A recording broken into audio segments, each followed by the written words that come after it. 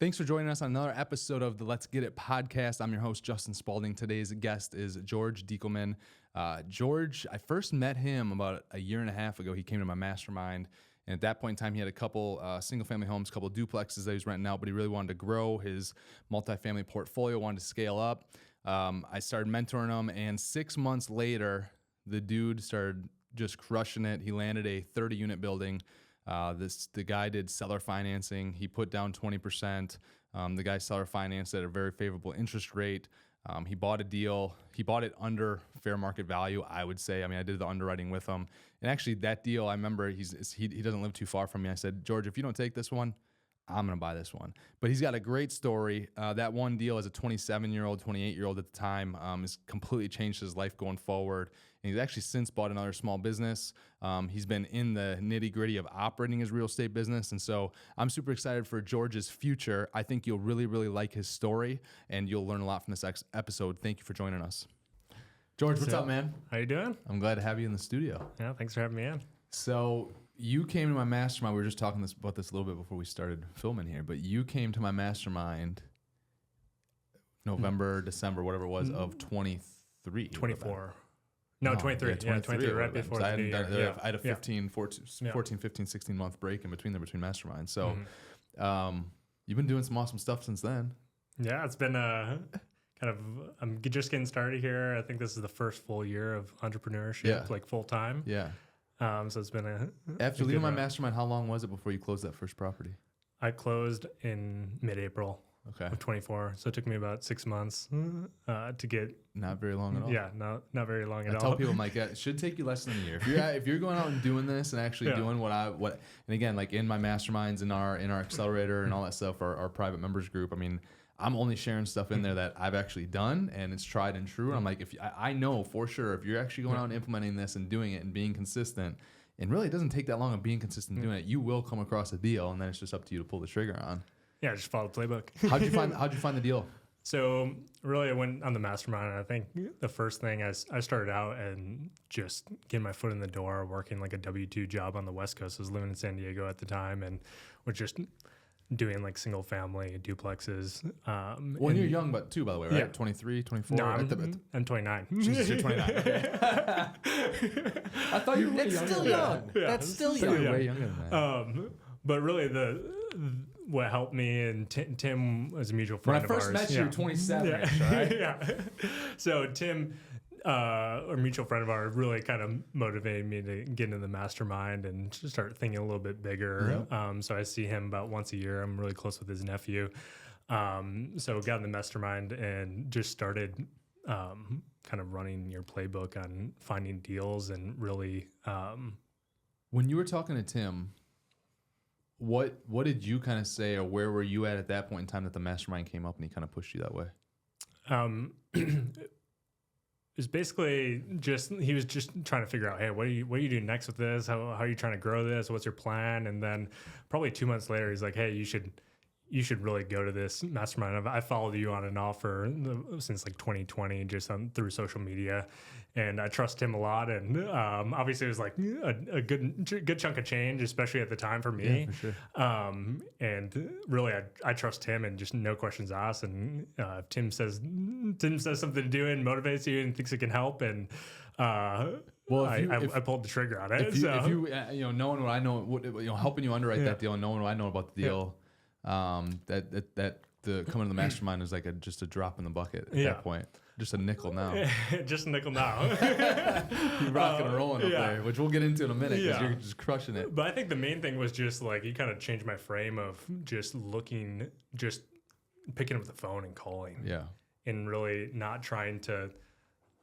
Before the mastermind, I was like underwriting deals on Zillow and like LoopNet, and it's just like a complete waste of time because those deals are on there for a reason. For sure.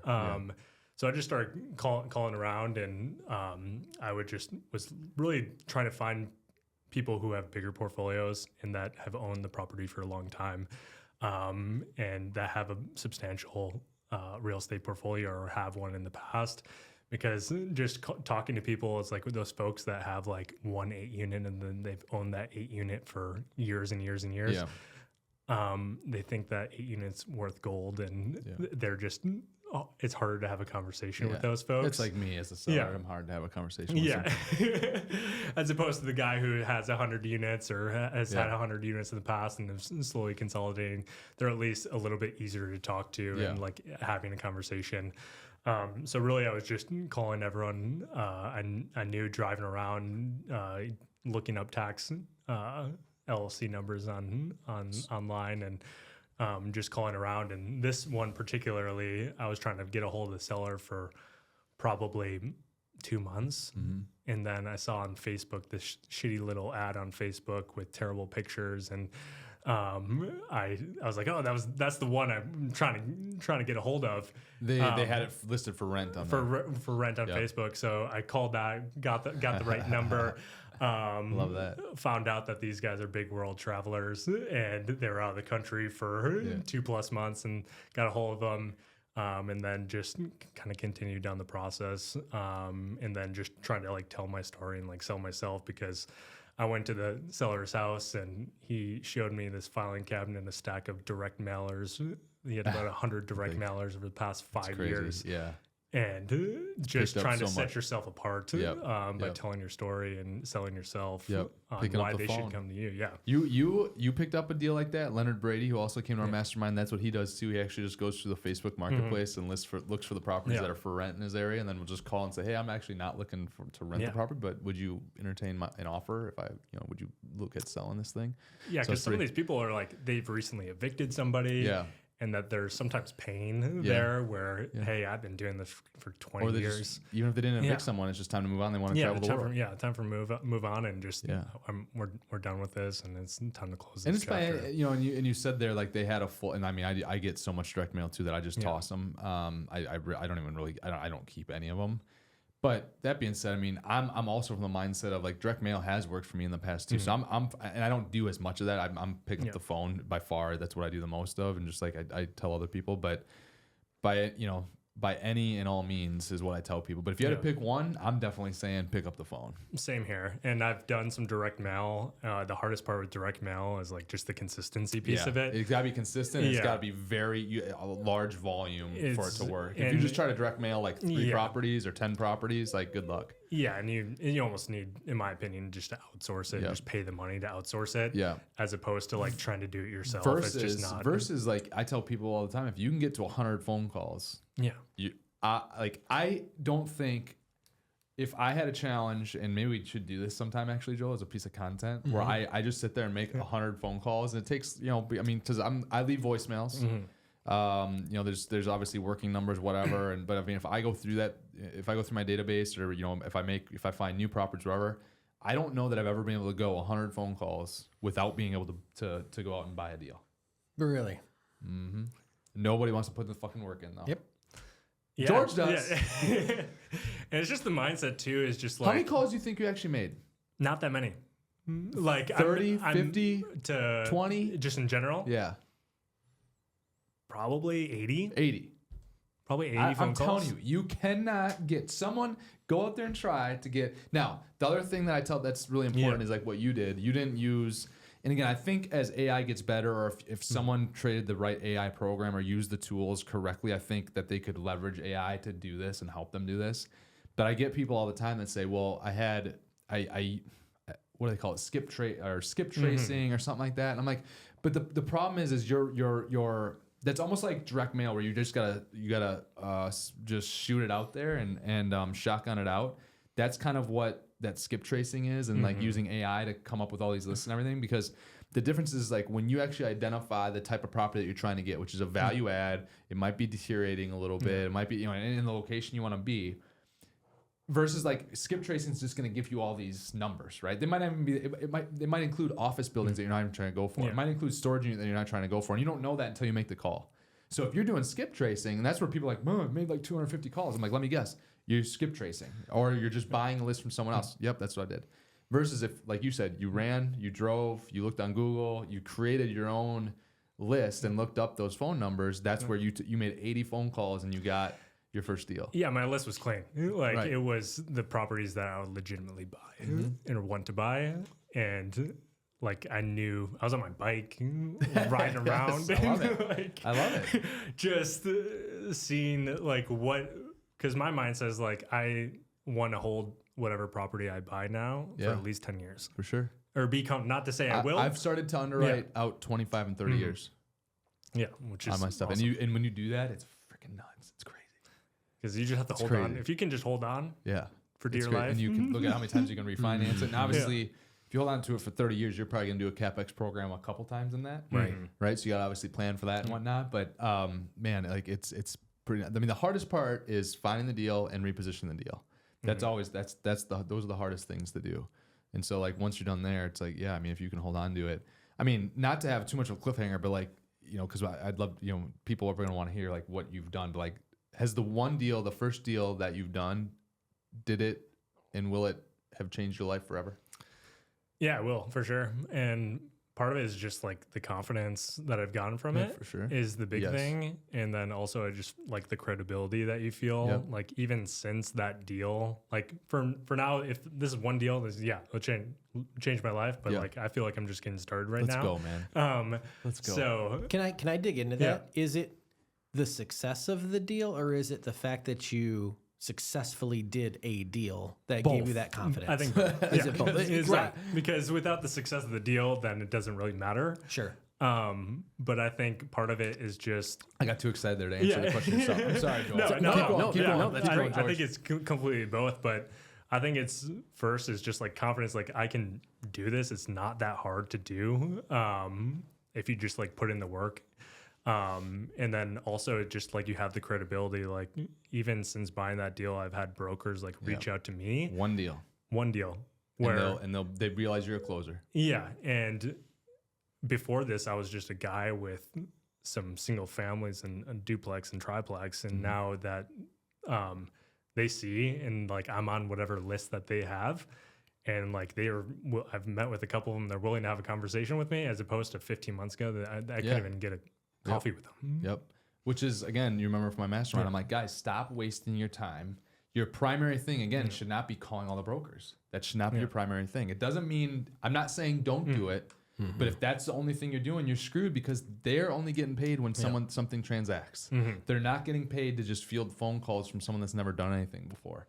And I'm always like, once you close a deal, you'll have people, you'll have them flocking to you. And just one deal, let alone if it's 2, 3, 4, 5 deals. Yeah. Tell us a little bit about the deal. Yeah. So the deal came about basically just calling around and just having like met with the wife. It was a husband and wife. They didn't have any children or anything. They're in their 80s. The guy actually was a developer. He built the complex. He had about 200 units at one point. This is his last unit that he had, 30 unit complex. 30? Yeah, it was a 30 unit. Townhouse style, five buildings. Yep, I can see it right now. Yeah, so it's just like really every person has their own little patio and yard. So this was their last property. This was like their favorite. They told me. I'm not sure if that was them trying to sell me or if that was true. If it was actually their favorite. But just went through.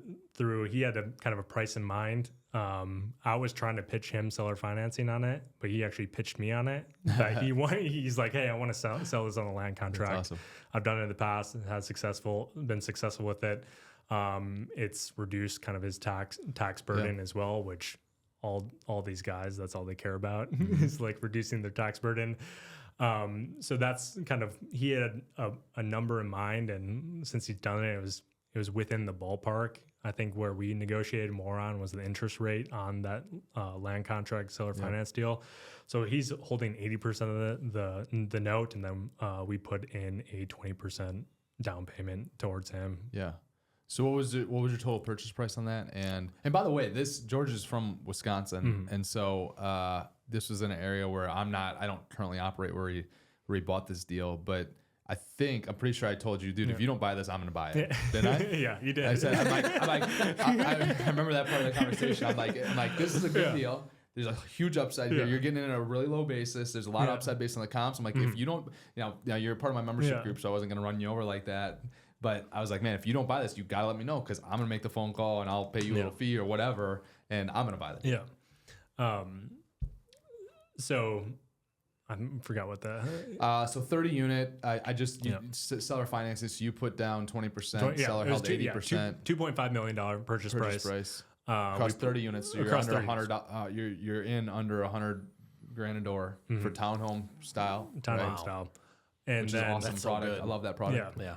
Oh, we put $500,000 down. So how'd you structure that? The down payment. Yeah. So because you own 100% of this deal yourself, right? I don't. It's a family deal. Family deal. Family deal, and so I put in 200 myself. That was pretty much. I went majority all in on this. Yep. I put 200 in. Empty the bank account. Yeah, and empty the bank account. Sold all this stock, and then you always think when you get to $1 million or $2 million in a bank account, it's going to change. You won't have to empty it. I still freaking empty it. It's like if you're an actual real estate investor, you're always cash strapped. And then my parents put in 200, and then my brother put in 100, and then the structure of it is I get a management fee each year, and then also I have option to buy the extra 40% at a strike price from my parents. So at some point, I'll own 80% of this. What'd you set the strike price at? Because that's pretty creative to be able to do that. Because then you're kind of capping how much they get, and then you can obviously end up taking the whole thing over. How'd you end up? So how we did it was just like a 1.2x on there. You're probably already there. 1.2x, and then I think my exercise that option right now, right? We did. Yeah. Oh, you did? No, I didn't already, but it's just could. like right now it's a family deal, so it's like if we all 1.2 equity multiple. Equity multiple, Dude, you got to be. And then there my dad's like the 2x on the last 10% you or whatever. You were honestly probably at the 1.2 within a month after buying the deal. Yeah. If or maybe the next day if you took it to the market. So at some point I'll own the 80% of it. Right now we're just kind of, it's like a fun family deal right now, and want to continue to grow. And also we're trying to consolidate some of our some of the single family duplexes and roll it into something bigger as well. Okay. But that's the structure of the deal. It's pretty simple. It wasn't anything super complex, but right now all cash flow, we're just dumping it right back into the property and reinvesting. So did you close with any dollars to do CapEx or not? We didn't. It was more just, hey, this is as much as I want to put in or physically can put in. Yep. My parents were, hey, this is where we're comfortable at. My brother, hey, we're capped out. So right now it's just more organic, just funneling all cash flow back into the property. So it's fortunately we can't do as fast as I would like to turn this, but I'm more cognizant of trying to protect my equity position in it, as opposed to. But you may challenge me on this frame here. What will start to change? What will start to change for you is once you start to realize the upsides of being able to add the value to that property as soon as possible, and shrink that time to do it because of what that allows you to do. I mean, as far as how much, nothing's going to protect your equity more than you adding value to the property and increasing the NOI. So the faster you can increase the NOI, aka usually it's the faster you can do the CapEx, the faster you're going to protect that initial investment. Yeah. So like for me, I've completely changed because that's and it's still sometimes a hard thing for me to get out of and whatever that mindset. But like we actually after this I should take you over to the 64 units we got right in the backyard here. We got 3 remodels actually wrapping up there today, I think, or one wrapped up yesterday, and 3 wrap up tomorrow, I think. But like this one, just fully upfront, like fully funded the $33,000 a door that we're putting in. Now that includes like new roofs, new patio doors, new entry doors, all the interior. But like what that's allowing us to do is we're going to be done with that CapEx project in like 8 months after buying it. We bought it December 23rd. Our revenues have already gone up 55%. Jeez. Yeah, we've already been through. I think once we wrap up the remodels that we're on right now, and we've got another 6 remodels starting on. I think those people are out May 21, so starting May 22nd. When we get through all those, we'll be through 42 of the 64 units in 5 months, 6 months, right? So now the rents are going from between $800 to $1,000 a month up to $1,690. So you do the math on that, and it's like, well, after doing this CapEx, I mean, we're buying this deal for like 8.3 or 8.6. I mean, it's a $12.5 to $14 million deal all day once we're done. Now, what I used to do would have taken me 4 years, like what you're doing, that's what I used to do, and it would take me 4 years, right? Well, now it's going to take me 8, 9, 10, maybe 12 months max, and if we hit a bump in the road, whatever. And then I'll have $2 million of my own money in that. I'll be able to pull it all out and go to the next deal and still own that one and go to the next deal, right? We're closing on 54 units here in about 45 days.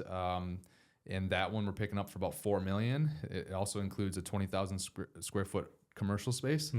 Same thing there. We got like $29,000 a door going aside that we're gonna have access to day one, right? I'm telling them, hey, keep these 5 units vacant. I want to get in there, so like 10% vacant already.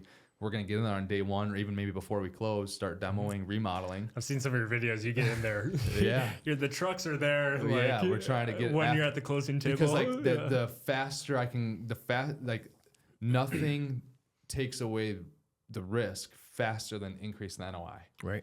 So the faster I can get those first 5 units done and get the rents from now, this property that we're buying, I don't know how, but somehow they still have some rents that are there's like 4 rents that are in the 400s yet. Right. And this is a great location, by the way. It's a really good location. Yeah, it's 20 minutes from here. It's a really good location. You have rents in the 400s? There's 4 units. There's like 3 or 4 units in the 400s. The average across all of them is like 606 or 608. Are they renting a shower? No, like the 4 or 5 units. That's so crazy. I've only seen 4 or 5 units so far. Either way, our cost basis is at a point where like we're gonna buy the deal. I've only seen 4 or 5 units so far.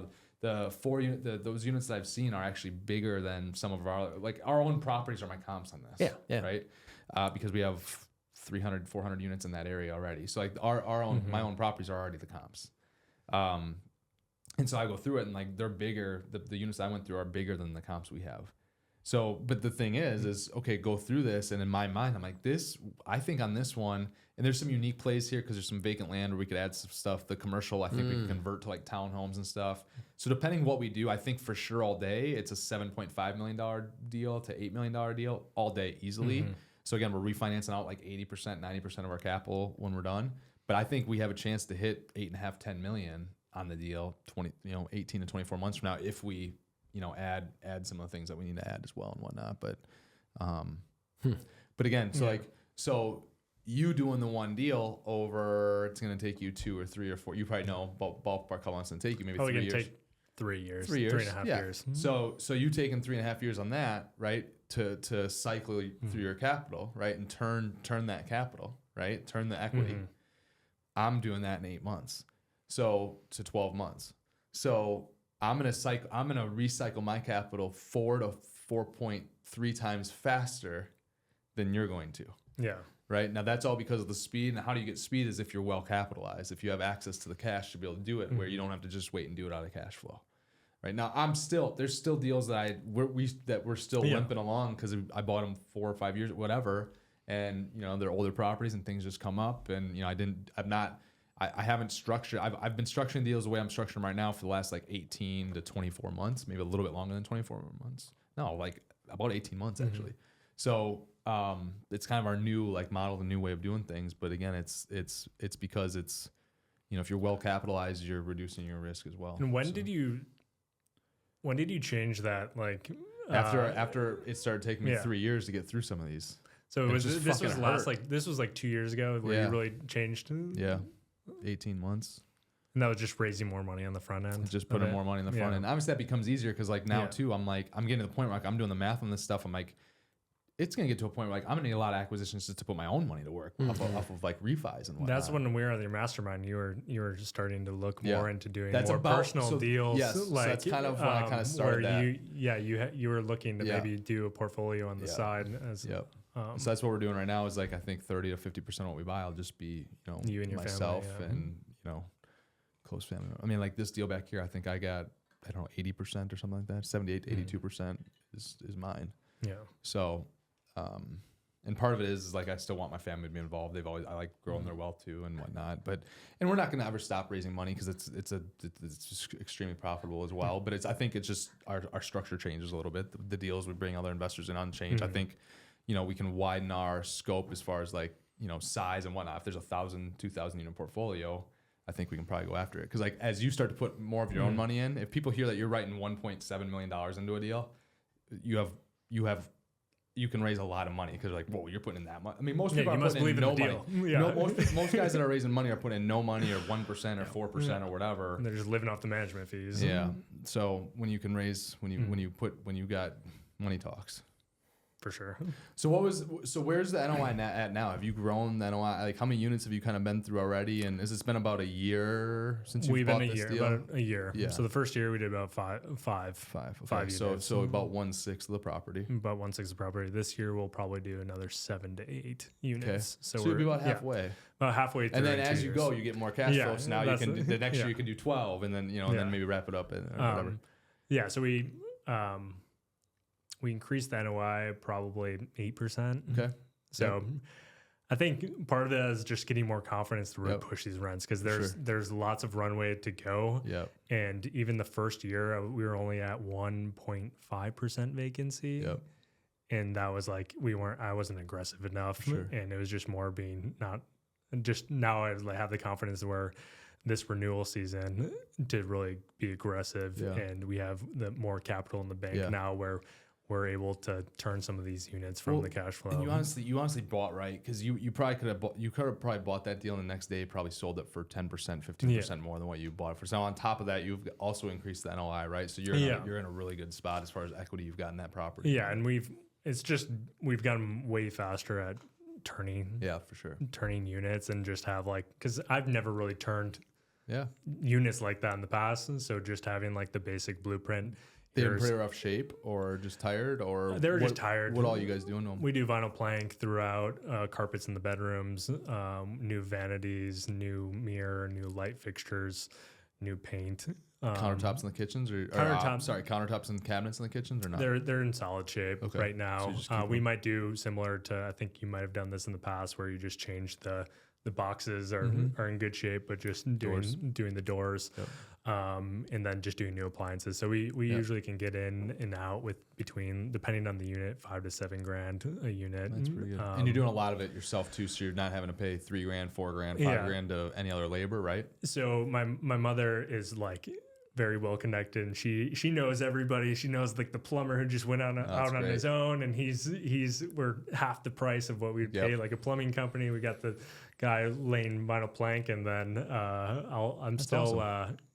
Painting a little bit here and there, but trying to get fully first year really understanding and just 100%. Being in the trenches of it helped me a lot to be in the trenches. Yeah, it's just understanding what do we own. Yep.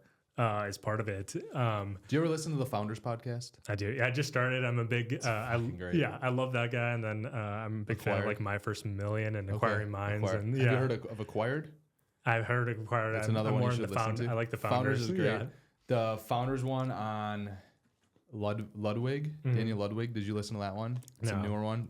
Phenomenal. Yeah. Because it talks about getting in the weeds. Yeah. So there's a story in there, and I don't need to. It's an hour podcast, forever, and the podcasts are great. It's called Founders. So the Daniel Ludwig, I think, which at I don't know if it was kind of during World War II, that era, he was one of the richest guys in the world, but very kind of very on the down low and whatnot, stayed out of the limelight, but. He was already basically a billionaire or the equivalent today, and there was a new opportunity had somewhere like Panama or something like that, but it involved he had to get an oil tanker into this area to a refinery or whatever to be able to get and ship out the amount that they were going to be pumping. Well, he took it upon himself in this little boat that he flew down there. Again, he's a billionaire already. Flew down there. He bought a string and a bolt and a nut and put that string on there. Every 6 feet, tied a knot. Right. So now he went and took the topography. Is that how you say it? Topography maps of the depth of the waters, and he went to check that it was right to make sure the ships were going to get in and out. So he spent 2 days just going around to check the depths, and it worked out. He ended up doing it. He then flew back to New York and gave the green light on the deal. So that, but that shows what you're talking about. You're talking about trenches, and so that's why. Then there's also another one on Founders that I just listened to. Have you listened to the Raising Cane's guy? Yes, that's another one, right? So he's talking about the chicken finger business or whatever. Whatever. Chicken finger dream. Chicken finger dream, chicken tender dream, whatever it is, and but again, trenches. You talk about the Citadel guy, Ken Griffin, trenches. And you just listen to some of those stories and exactly what you're talking about. Like when you dive in and you can really understand your business. I ordered that hardball book that Did he you? mentioned Yeah. in, which one was that? He's mentioned it a couple times, I think, but yeah. So I learned, that's where I learned a lot. Cause again, as you grow with employees, you know, you already have done all those positions and everything. And I think part of it is just like when you have employees and you know what's to be expected and like how you want things done. And then also if you lose an employee or something, or you lose somebody, they don't have leverage on you. Yep, for sure. Or sometimes you can get, if you just outsource from the beginning, you don't really know what you're doing. You need them more than they need you. Yep. And then if someone leave or it's just not working out, and I think you're in a similar situation right now where you can just step in. I've done it. I can weather the storm until we can get someone else in there. 100%. Yeah. So That's awesome. So what are you taking the rents to on these remodels? They were at this, and you've taken them to what? So we've taken, I mean, some of these 1 bedroom or 2 bedrooms are probably like $750, and we're getting to $1,000. Okay, and you're still light there. We're Like still you light. said. Once again, it's just like These townhome units. Yeah. I mean, even up there where you're at. I mean, I bet I'm thinking 1,200 probably. You can probably get. Yeah, it's just once again, I'm getting 1,250. And when we have them and we tour them and they're gone, like, and that's another sign of we're light on it, and we're still even raising rents But still organically. getting the 250 increase. I mean, you know, when you're filling them quick, you don't have much vacancy, Yeah. which you make up a lot for it there. Because if you do sometimes increase too much, well, now you have more vacancy, and so it's like, well, It's a game, yeah. right? And Yeah. So it's not like you're doing it wrong. I mean, you're doing great. But yeah, I think right now, just because our vacancy is so low, yeah, we're in a solid position. But yeah, there's still plenty of room to run, even on the ones that we've turned on future rent renewals and whatnot. yeah. That's awesome. Did I miss how many units the property was? It's 30 units, 30 unit. five buildings, townhome style. Okay. Townhome style is my favorite too. And you need washer and dryer in all of them, right? No, we don't. That's the one thing where we're looking into ways to be able to do it, because they have big storerooms where we could put it. It's just trying to figure out how we can pass along the water bill to them. Or you just increase the rent enough, right? True.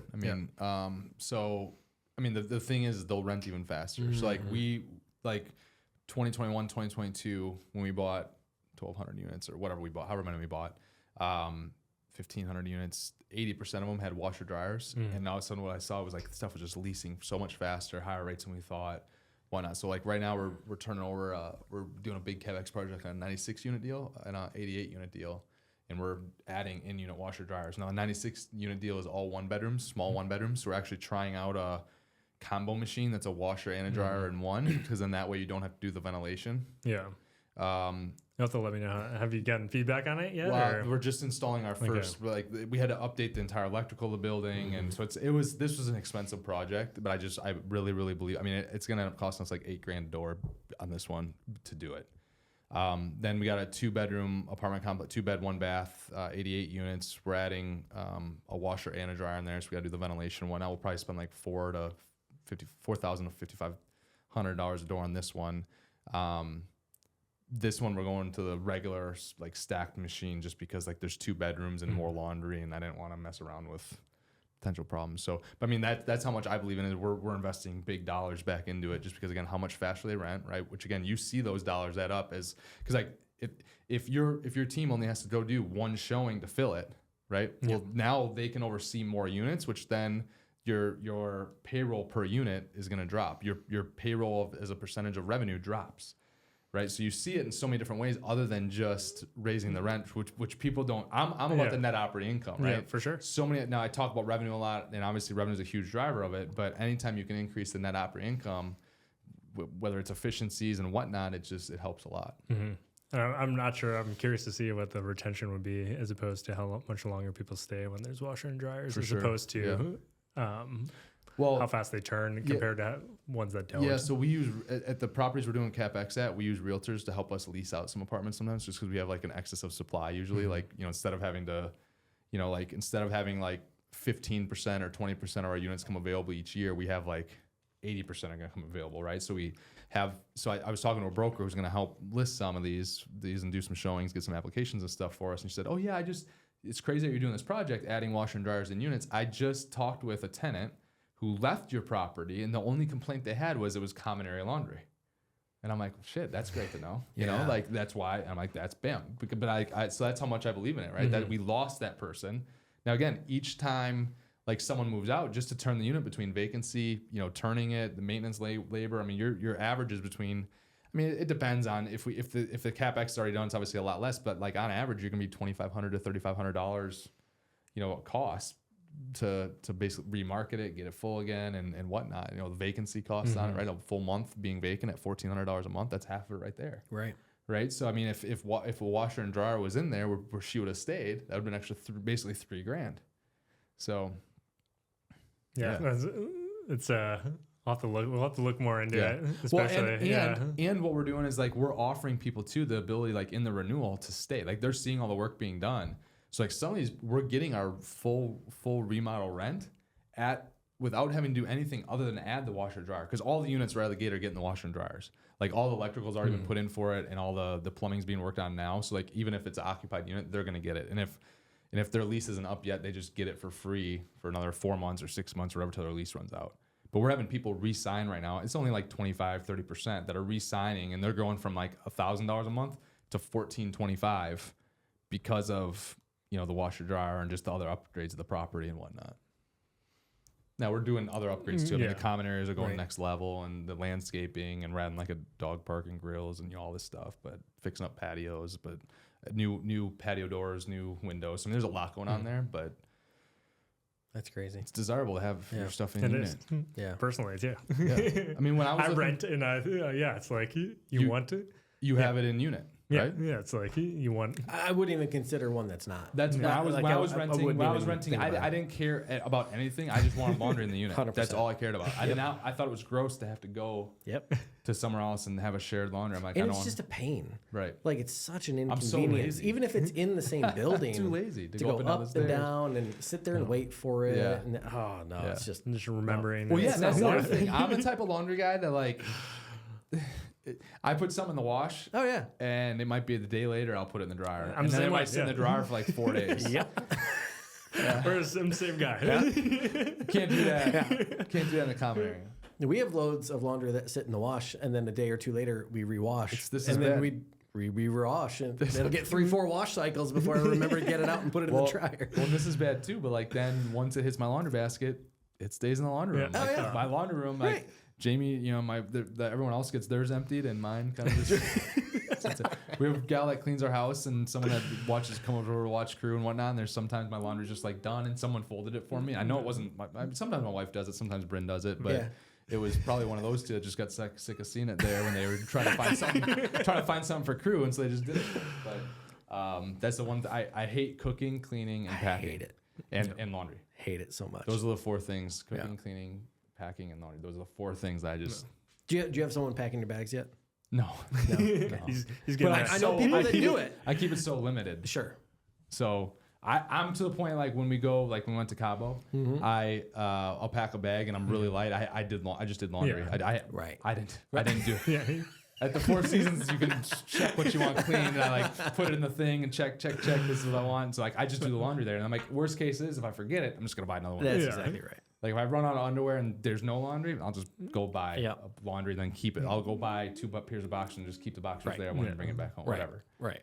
But that's funny. So what is kind of your current next phase? Obviously, you've got the 30 unit, you're turning them over. Do you have properties that you're on the docket that you're currently looking at, trying to do deals on? Are you kind of what's your next 3 to 5 years? Yeah. So right now, at least on the docket right now, is some of these deals that we're having early conversations. Still, just like the guys that I've talked to before the 30 unit, still interested. So I have a couple deals that still early on, but I think my main thing is trying to consolidate the smaller units that I have in 1031 into a bigger one. So that's what I'm saying is when you consolidate, that's your main thing. You're not going to consolidate them and put them in one portfolio. You're saying, hey, we're going to sell this one, then they'll just all 1031 forward. That would be ideal. That's what you're trying to do. Yeah, it's not. So you're not are they all under one LLC already or no? No, they're all different ones. Different. Yeah. So you're not like saying, hey, we're going to merge all these things together. Yeah, it's mainly just like I don't want like these single families anymore. They're cash cows. They're great, but like like it's the longer term vision of having just bigger units and trying to, hey, if I can sell these 3 properties and roll it into a 16 or 24 unit, like I would rather have that than and then having some more equity So injected. those single families, duplexes, are those owned just by you, or is that family as well? I own half of those, and then my family owns half of those as well. Okay.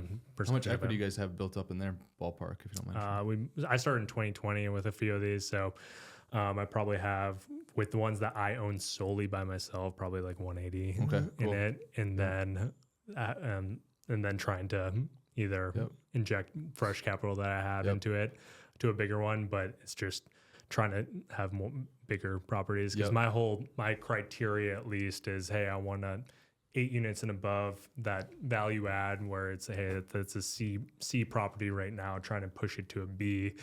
More that kind of blue collar type in these secondary markets is kind of the criteria I'm looking for. Yep.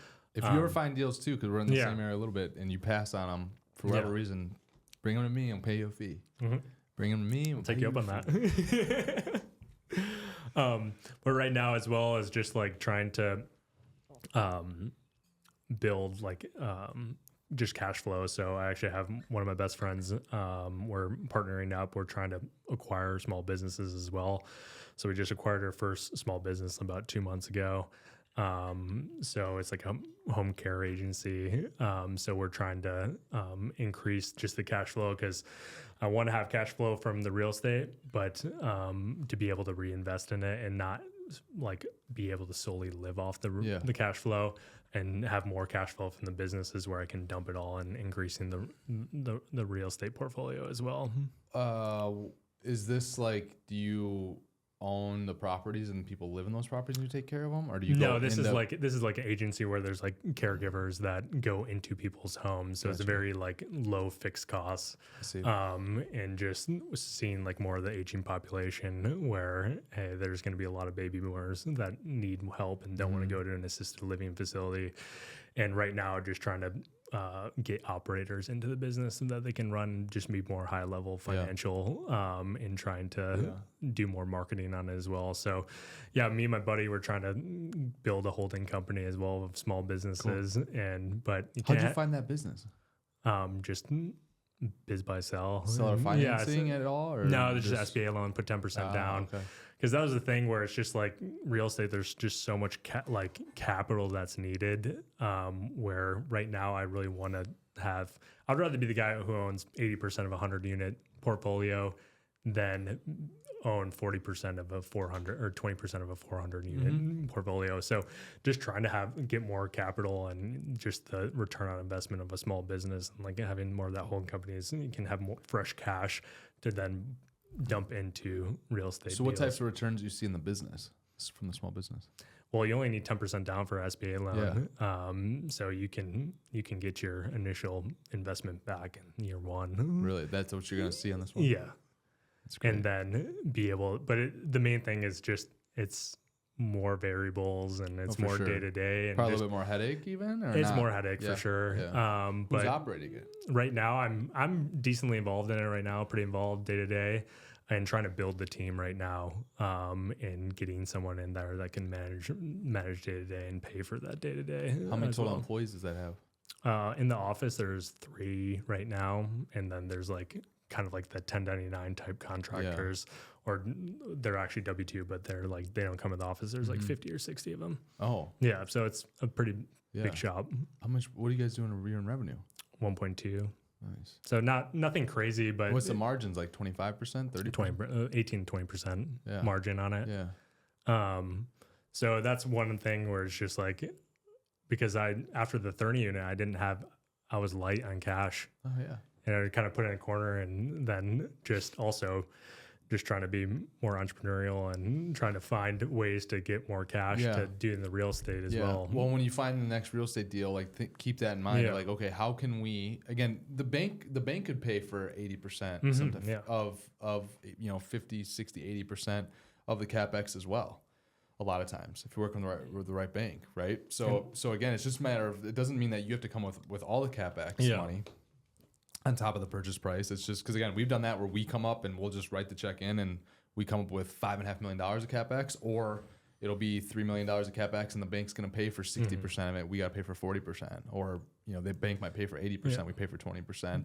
But again, it's just as long as you have access to it to be able to, accelerate that time frame. Because then again, if you can get your of that first initial building you bought, if you can get out 200 or 400, and you're still at a good debt level where it's still at a really reasonable debt service coverage ratio, then again you can rinse and repeat while that deal still pays you for sure. Equity. And I guess, do you use the same bank, like bankers, or do you just kind of pin them up against each other? I mean, deals? They know that there's like 4 or 5 different ones. And again, it's you never just want to rely on one, because just like how you were tight on cash, right? There's times where banks are tight on cash, or tight on how much they have out there, or deposits are lower so they can lend less, or whatever it might be, right? So if you only have a relationship with one bank, and if they go through a 6-month period where it's like, no, we're waiting until more stuff comes off our balance sheet. Well, and you just found a deal, and now in order for you to react quick, right? So like last year I bought a 48 unit deal. I offered about 8%, 5 or 8% less than the highest bidder. I won the deal because I closed in like 34 days. But so like, which is insane. the other group was like 65 days, or whatever. Well, these people were in a reverse 1031 or something. They had a time frame, and I said, okay, fine. And I found out they had a time frame, and they told us that they had a time frame, and so I just offered a little bit less of a price. I knew I wasn't gonna be the highest bidder. I probably could have been the highest bidder, but I knew what was important to them was the time, not that price. So yes, you should have multiple, just because again, when you don't want to be in a pinch when you found a really good deal and that one bank maybe is not lending for a 3-month period, 6-month period, 12-month period, because things are just changed right now for them. So, what do you think, Joel? I've got a crazy last question. So we do a bit where the previous guest asks a question to the next guest, and they don't know who it is. So the question for you, which I gotta say is very excited to hear your answer on this one. Okay. If you were a real estate agent, would you rather drive a tricked out Cybertruck or a sedan? I'm going tricked out Cybertruck. Okay. I'm gonna lean into being a luxury real estate agent. I love it. I love it. I like that. That's his thought process on it. I know a lot of those guys that do really well. Yeah. Oh, you bet. They're on the TV shows and stuff. Exactly. That would be my Cybertruck. Try to get a Selling Sunset or something. That was one of the easier questions to kind of answer. Was about this or that. That came from a 9-year NFL quarterback, a veteran quarterback. Yeah. I mean, that was unique. I wasn't prepared for that at all. all. I wasn't either. I didn't see that one coming. He kind of thought about it for a second, then he spit that out. I was like, that's interesting. Didn't see that coming. Now, the cool thing is you get to ask a question for the next guest. You could do any profession. Doesn't have to be for the money at all, or besides what you're doing now, because ideally they would like to keep doing whatever they're doing now. But if you could do anything that you're doing aside from what you're doing now, and it doesn't have to be about the money, what would you do? Yep, that'd be a perfect one for next week. So sweet, man. I'd be a basketball coach. If basketball coach? Well, if it wasn't anything for. Is there a certain level though? Like, would you go pro? Would you go college? What level would you? I'd probably do college. Yeah, if I wasn't doing what I'm doing now, I would probably do a college basketball coach. I have a confession. I have a confession. Last night at 1:30, I woke up to feed my 10-month-old. All right, I got him an 8-ounce bottle. And I went back to bed, and the first thing I thought about, I coach U12 girls soccer, my daughter's soccer team. The first thing I thought about, I'm like, I need to start scouting. So that I couldn't fall back asleep. So it's 2:15. 2:15 or 2:30, I got up out of bed because I had other work to do too that was on my mind. And so I'm just like filing all this stuff away. I'm like, okay, I'm gonna do that. I'm gonna do that. I'm gonna do that. So finally I get up, but the first thing I did, I got some water. I got some of my vitamins in me right away, and I'm like, because I'm just gonna be up. I'm not even gonna try to go back to bed. So I've been grinding for 13 hours now already, and it's 3:00.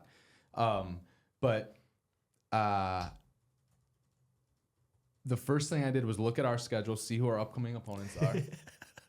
I've got the dates. I've got the dates of when the other ones are playing and where they're playing at. I'm showing up, and I'm gonna scout. I'm gonna scout a little bit. I love it. And so and we're talking your daughter's soccer. U12. Yeah, U12. 12-year-olds. Whatever it takes. So whatever it takes. I love it. They bumped us up a tier. I'm all in. People don't realize when I'm in, I'm all in. And if I I'm had to gonna quit do it, coaching. I had to quit coaching my kids. oh god, it was not it. healthy. I love it. It's not. Wasn't healthy for my I love right it, but like it's relationship at contagious all. because like they get to the point where like they get more competitive. They thrive off of it. They so yeah, that was the thought, and I did it. So I, 56ers. I'm coming to watch you.